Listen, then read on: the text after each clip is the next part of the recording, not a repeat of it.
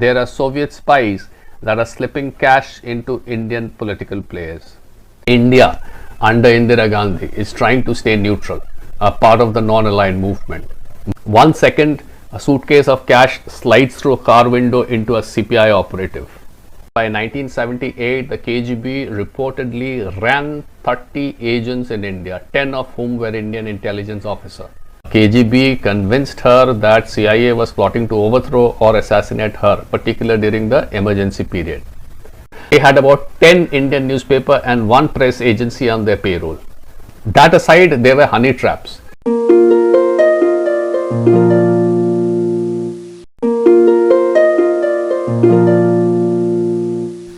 Picture apna New Delhi in 1970s.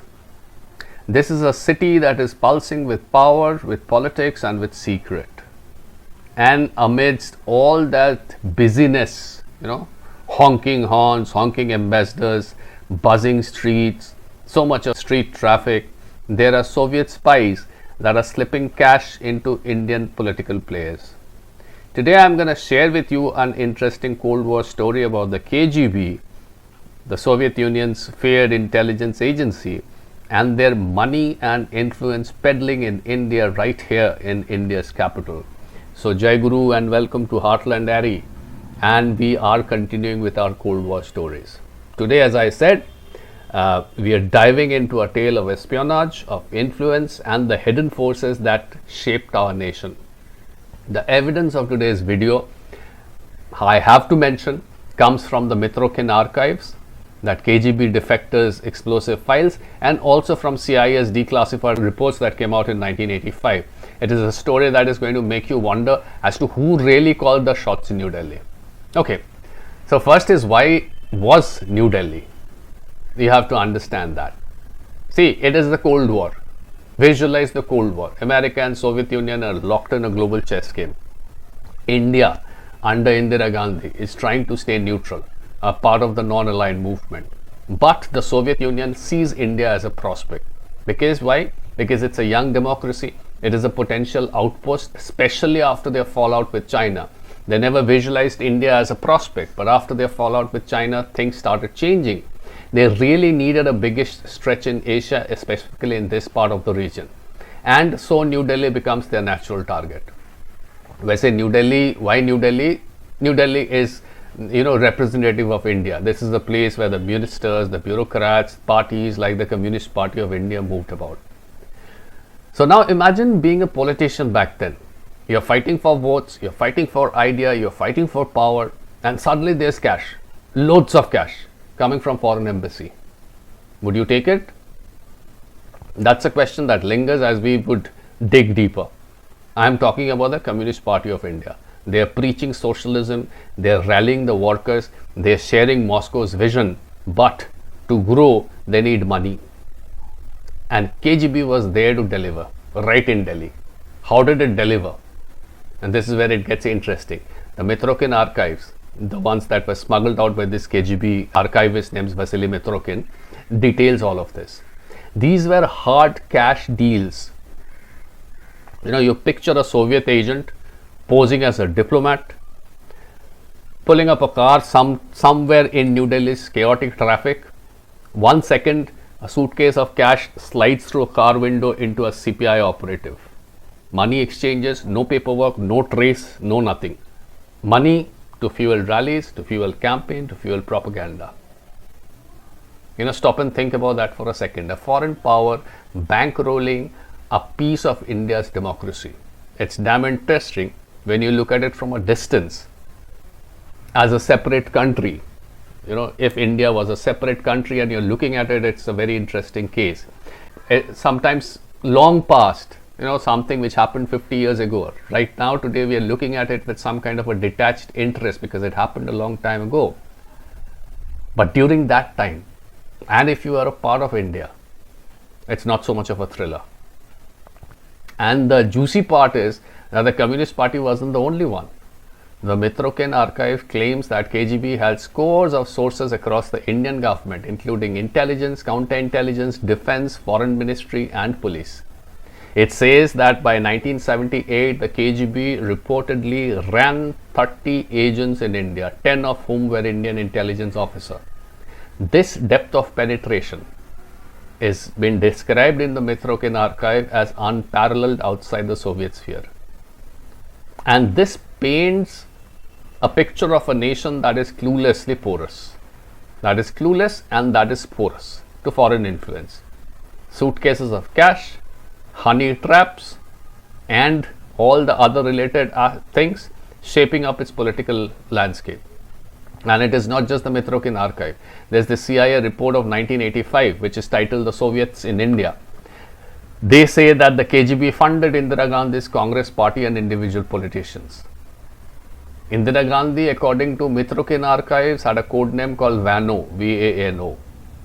The archive alleges that the KGB funneled significant funds to the Congress party with Indira Gandhi as a key beneficiary. One incident involves, there's somebody called Leonid Chebarshin. He was the KGB chief of India. He personally delivered a gift of 2 million rupees. 2 million is 20 lakhs from the Soviet Politburo to Indira Gandhi's residence for the Congress party. Another 1 million was reportedly given to a pro Indira Gandhi newspaper on the same occasion. So this archive also claims that the KGB manipulated Indira Gandhi's perceptions. The KGB convinced her that CIA was plotting to overthrow or assassinate her, particularly during the emergency period. This worked to align her policies closer to Moscow. The goal was simple: tilt India towards Moscow. If you can tilt India, since India is one of the most significant powers in the non-aligned movement, if you can tilt India significantly towards Moscow, you stand a chance of turning the entire non-aligned movement red. Red as in the Soviet color. And so in New Delhi, KGB worked like puppet masters, pulling strings in parliament and party office in the press. There is another figure that comes to the mind. His name is Lalit Narayan Mishra. He was a prominent Congress leader and a railway minister under Indira Gandhi government. He allegedly accepted suitcases of Soviet money for the party. Now, Mitrokhin archives claims that Mishra was a key fundraiser and was a key conduit for KGB generosity during the 70s.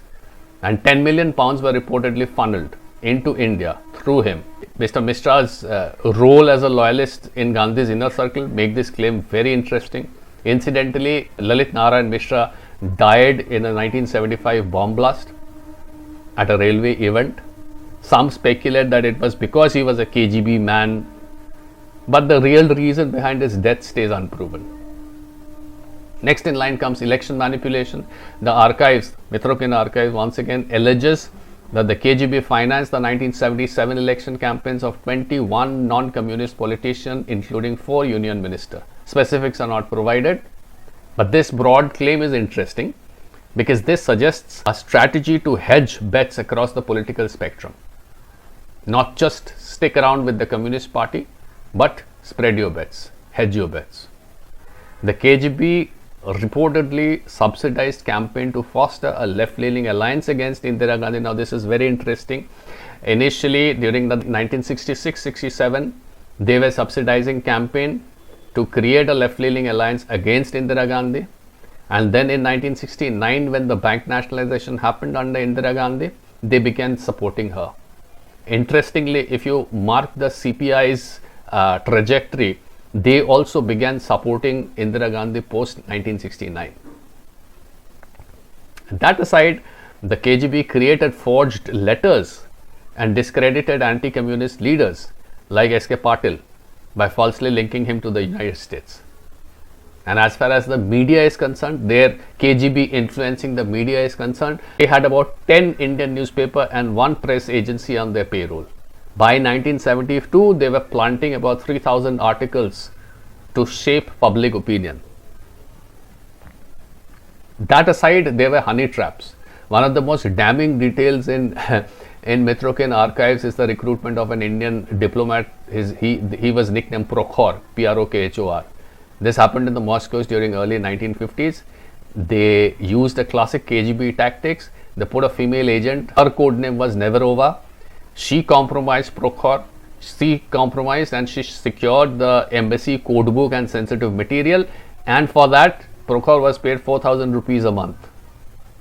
There were other diplomats too that were similarly ensnared.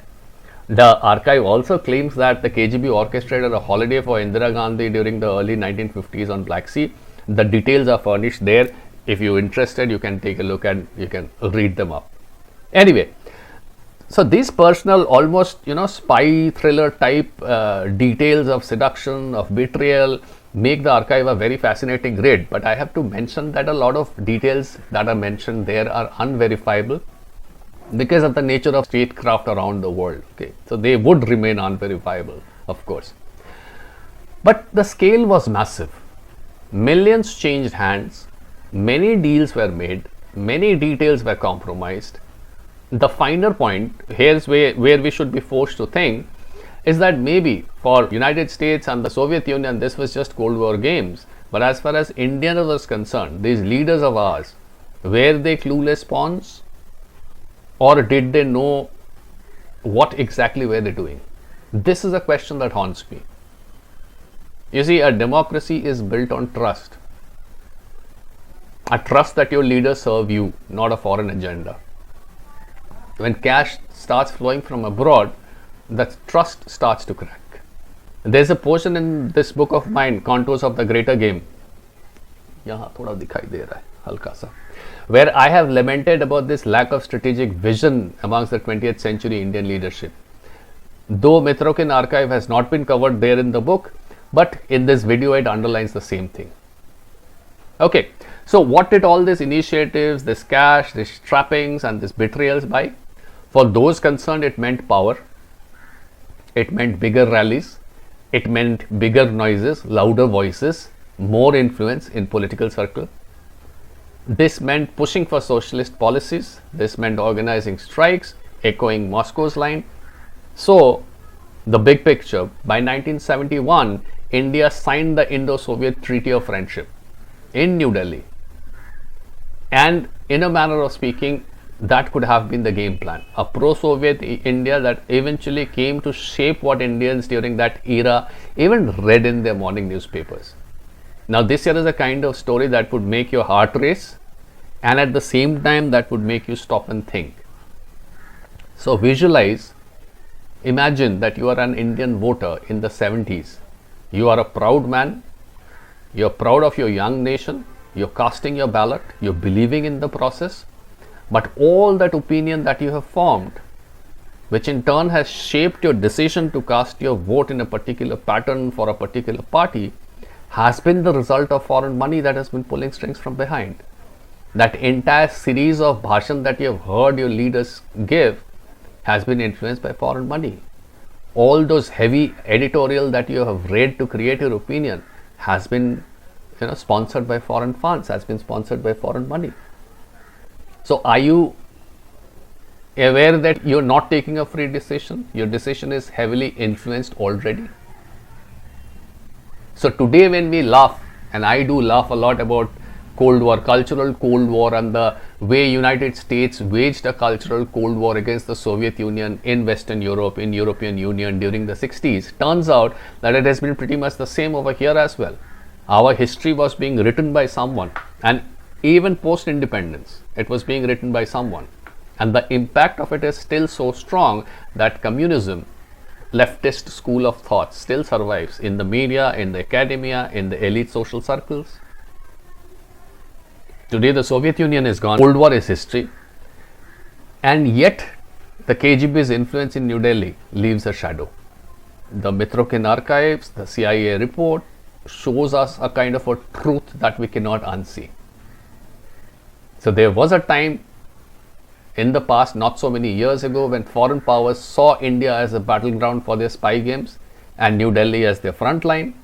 The CPI, the Congress and others, they were all a part of the bigger game. Now either they did not realize that or they did not care, we don't know. But here's what sticks with me, and I have mentioned this before.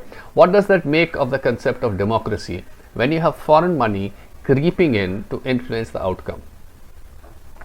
Also, New Delhi still remains open to influence even to this day. There is a global churn that we witness once again.